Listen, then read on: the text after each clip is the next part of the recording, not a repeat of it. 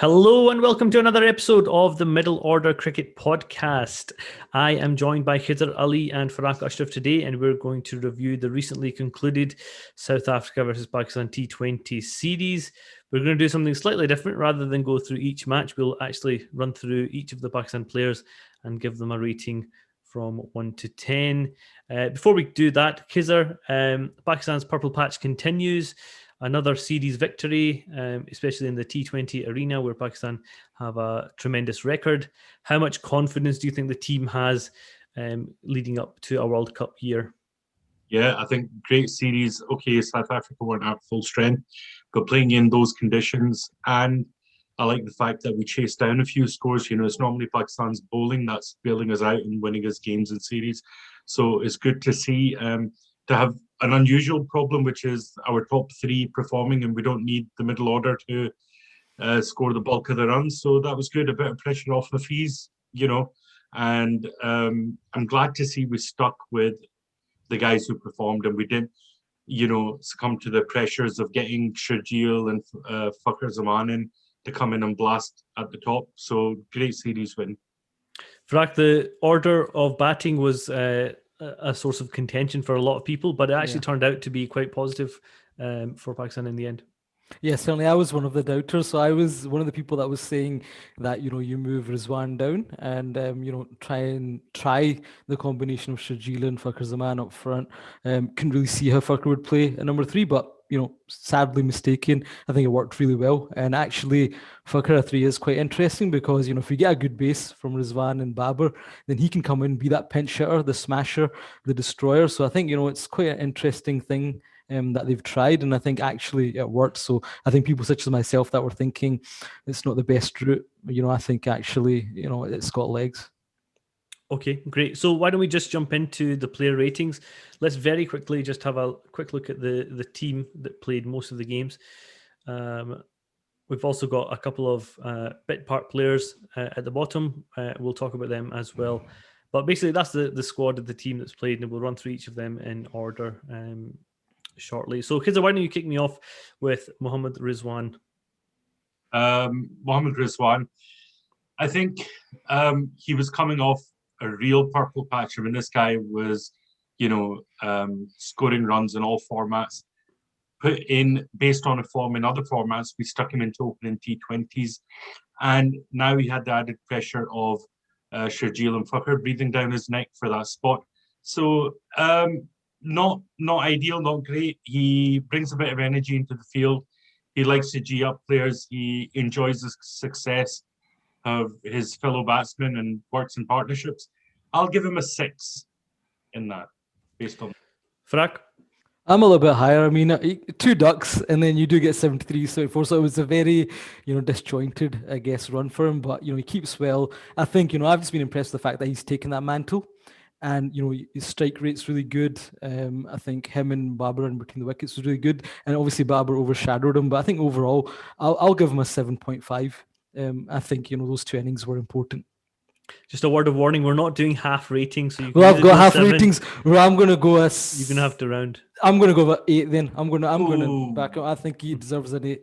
I actually went with an 8 as well, based on his very good keeping performance. As usual, he's very consistent behind the. And he had a Rosa as well, in that big innings he did. But on his keeping, I would like to point out that there were a few blemishes, and this is me nitpicking, but compared to what he has been doing before this tour, it was faultless keeping. And keepers, I think, they only get noticed when they make mistakes, but he was faultless. But there was a few not so perfect performances in this series, and my issue, which I mentioned when he was in his purple patch, is complacency. I hope he doesn't fall into that, and I hope he can keep his keeping standards up, which I believe he is the best keeper in the world at the moment. I don't think he's that kind of character. I mean, doesn't appear to be, and I think hopefully it's not. a tour to South Africa. It's difficult, so I think we've got to give him a little bit kudos for that as well. Okay, moving on to his opening partner and Pakistan's captain, Babar Azam. Faraq, why don't you kick us off there? I'm going to say a perfect 10 here. I don't know, it might be controversial, but for me, you score 210 odd runs in 4 innings. Over the course of it, you become the top batsman in ODIs as well. And I think this is the fact that, captaincy is still new to him. but he's doing well, and I think he's doing better than all of us perhaps imagined. So I think he led from the front. That century was outstanding. I mean, you could watch that so many times again. Just the fact that, and he answered, people like Shoaib Akhtar saying, "Oh, you give 50 balls to Gale, Virat Kohli, what will he do?" Well, the man scores a century with 49 balls in the next game. So for me, it was just overall, I'd give him maximum. I think he really brought it, and continues to shine. Khizr? I've never given a 10 to anyone, so I can't give a 10. I'll give him a 9. And I think tremendous form that he's in. That century was sublime. That 50, it's hard. It's slightly, it reminded me of the fucking innings when he got 190 odds, but they had no support. He needed support. You can't ask much more of him. Captaincy, the pressure of a tour to South Africa where we've won once, it's a very difficult place to tour. The bounce, the pace, everything else. But I just think the way he conducted himself, the way he captained the team, it's a 9. Yeah, I've also give him a 10. There's no chance he can get a 10 with first and last match scores of 14 and 24. So I've also went with a 9, which is tremendous. He captained well, he batted well. I don't think we can complain with his efforts. We're going to move on to Mohammad Afeez, who's obviously he's been in a really good stretch of his career at the moment, scoring runs for fun. But this was maybe an off night for him as a series. Khizr? Yeah, not a great series for him. Maybe you could say he didn't have as the opportunities he normally has, where he gets to play a fair amount of overs in the middle order. For middle order batsman in any Pakistan team has a lot to do. This series was a little bit different. Our top order performed. I was worried with the way he got out. And, this was going back to before his purple patch when he was hitting nobody bowlers to deep mid-wicket and long on and getting caught. So I hope that this is just a blip and he can look to even get somewhat of his form back, because that's what we need for the World Cup. But not having the opportunity, maybe a 5 at best. Farak? He's in my red zone. I'm going to give him a 4. I just think, you got to look at the quality of the bowling that he's playing against, his experience. And it was a middle of the road series for him, just really ineffectual. Yeah, I went with a 4 as well. I think maybe he wasn't under that much pressure this series. Maybe that didn't bring out the best.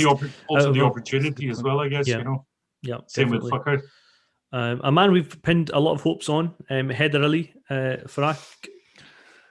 I give him, you know what, I think we've got to give him time, obviously, but I've went with a 1. He's in my red zone. Overall, wasn't really happy with his kind of shot selection. The guys have to play with a plan. It's not just about going out, crash, bang, wallop. And for me, he failed each time. He's still new to the setup. He didn't have the whole series under him. But yeah, I think hard work to do, because the guy's got potential, but he's going to really have to apply himself in the coming months. Because he's a player that you've always really liked. Really liked him, watching him under 19s. I'm getting a bit of Umar Akmal feeling where I want to slap him sometimes, strangle him sometimes. If I would encourage everyone to go and watch the under 19 World Cup when he played, and his cover drives were comparable to Babar Azam. He played like a proper batsman. Somebody's put it in his head that Pakistan need a hitter in the middle order, but it still needs to be calculated. This guy is going and slogging shots, and that shot he got out in the last game where we needed 4 runs and over. We had 4 guys back on the leg side. All he needed to do with a ball, half volley on leg stump, was to knock it into those gaps and try and get a 2 by placing it in between the men. He simply spooned it up in the air, gave a catch to the guys that were out deep. That's shocking, absolutely shocking. It's unforgivable, and it is. And the thing is, we're talking about him. Farak, you mentioning that he's not had enough time. This is his 3rd or 4th series that he's been given that role. He knows what he has to do. But I think maybe it's others getting into his head and expectations from him. He needs to play his game, and he needs to play like a proper batsman. The strike rate will come.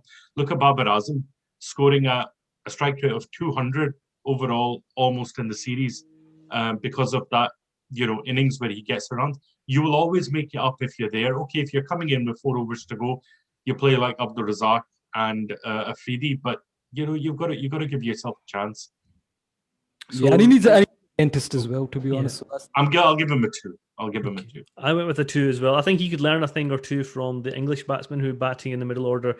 They're not going gung ho. They're playing the shots they play really well, and they're hitting boundaries. They identify their zones. They know beforehand where they're going to hit it. And he could have done with some time in the middle in the last match, and he didn't take advantage. Talking about time and somebody who's had a lot of time, Asif Ali.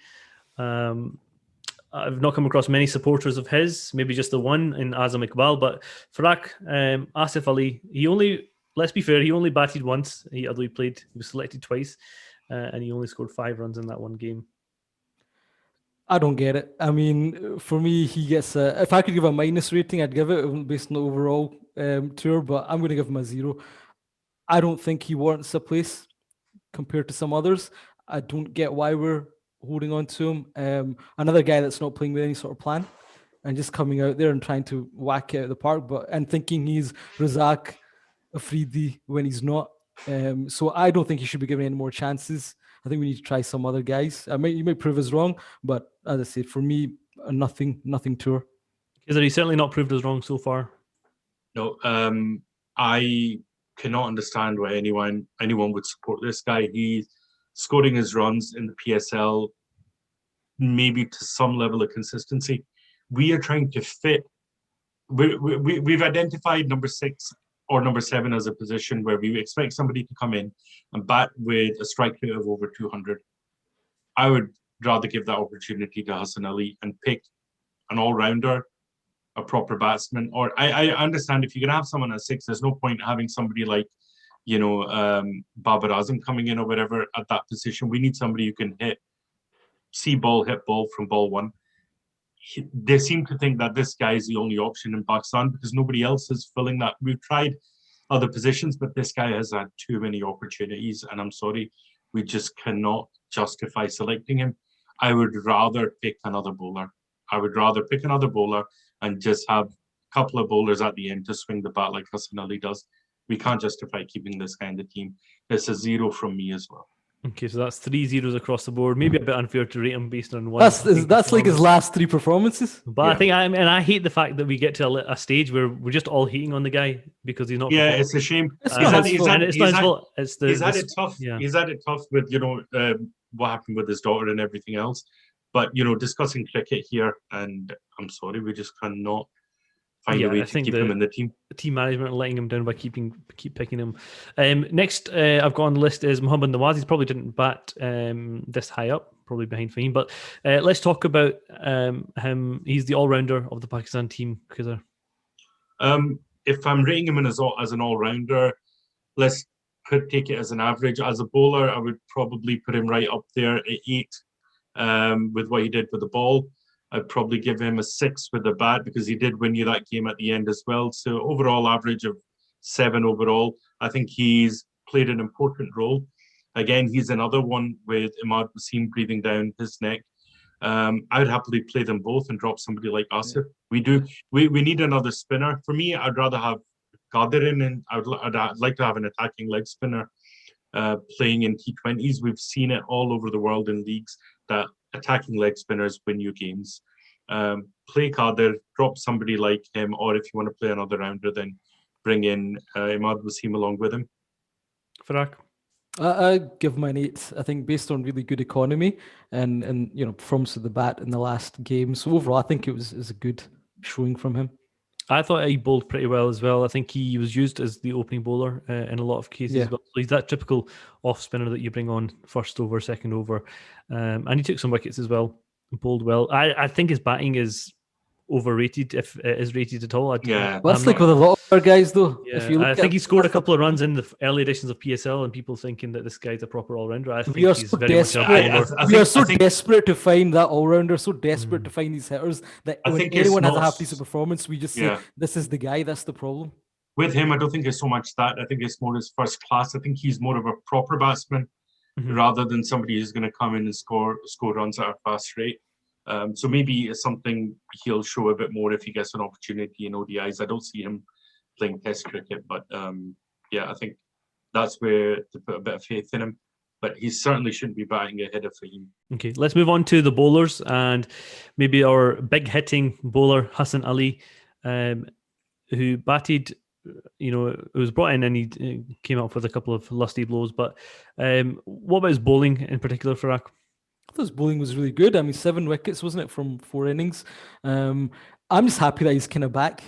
There was a period where he came burst on the scene, Champions Trophy, etc., and then he just fell away. And now it looks like he's back. He's got a swagger. Performances are good. I see a few lusty blows as well. I was happy with him. And you're not letting me do 0.5 ratings, so I'm actually going to give him a 9. I think he was. I was happy with his performance.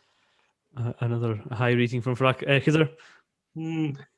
I was going to give him a 7. I'll give him an 8. The only thing that disappoints me, and which has always been my concern with Hassan Ali, even when he was in his top form before his injury, is his economy. And if I look at his economy, he was going at 9.35. So that's the worst. Well, take away Usman Khader, who played those 3 games, but for that, yeah, second in terms of economy, so highest economy. But his strike rate is good, which is what you're looking for from an attacking bowler. So, yeah, let's give him I'll give him an 8. I've been prided to giving him an 8. Lusty blows, over 200 strike rate batting, and so, yeah, I mean, 8. I went with a 7. I could argue for an 8 based on him being the highest wicket taker. I do think his economy is high, especially if others are not necessarily bringing that average down. And I don't think in this series the bowlers as a whole kept that economy down to low levels. But I think overall his impact back in the team is good. I think he's good for the squad, and he adds a bit of passion and fight as well. But let's move on to Haris Rauf, another character who's much debated these days in terms of his worth to the squad. Farak, your thoughts? Yeah, I know the jury's a little bit out on him. I think he's good to have, but outside of the last game, didn't really think he was that impactful. Would probably give him a 5. Khizr? Yeah, I agree. A 5. Played 3 games. Again, some people say, "Oh, he wears his heart on his sleeve, and he's maybe a bit out there." I don't know. I don't really see the arrogance that people see in him, but I like him being in the squad, and I would retain him and keep playing him. I think when he clicks and he gets his death over bowling right, he's going to be a massive asset. But yeah, I'll give him a 5.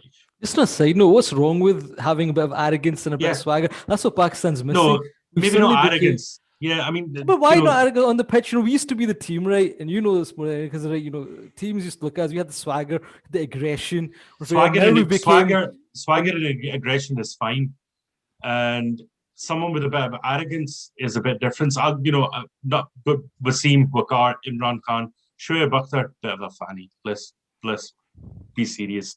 The guy's a bit of a tit. I apologize to him. Audience. Yes, he is a fanny. He is a tit. But I didn't see much arrogance from him. I just don't think his performances been up to scratch, and I don't. I think he's just too expensive. And if he's not taking wickets, if he's taking wickets, fine. If he's not taking wickets, then it's just very difficult to see him. And let's look at his economy. Economy of 9.04. Nawaz was better. Fahim was better, and Shaheen Shah Afridi was better. Usman Khader, wickets as well. Hussain, yeah. Usman Khader, Hussain, we won't count them. They didn't play much. Hassan Ali went for more runs. So yeah, his economy again, maybe that's a concern. I think he's got to be used right.